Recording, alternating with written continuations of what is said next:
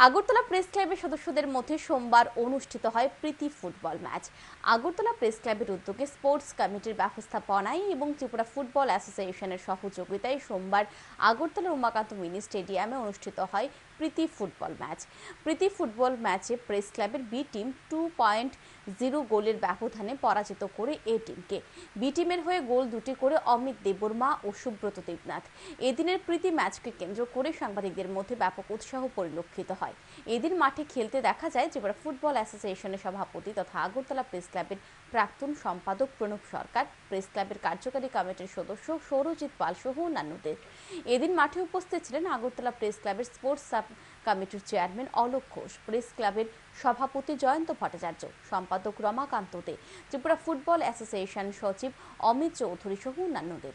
Agartala press ক্লাবের সম্পাদক রমাকান্ত দে জানান, আগরতলা প্রেস ক্লাবের 40 বছর পূর্তি উপলক্ষে নানান অনুষ্ঠান করা হচ্ছে। তারই অঙ্গ হিসেবে এদিন প্রীতি ফুটবল ম্যাচের আয়োজন করা হয়েছে।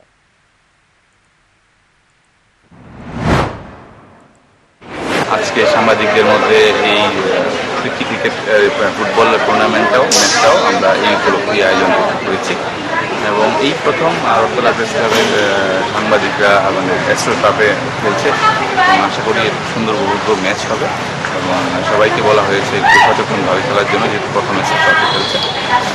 আশা করি ফুটবল ম্যাচটি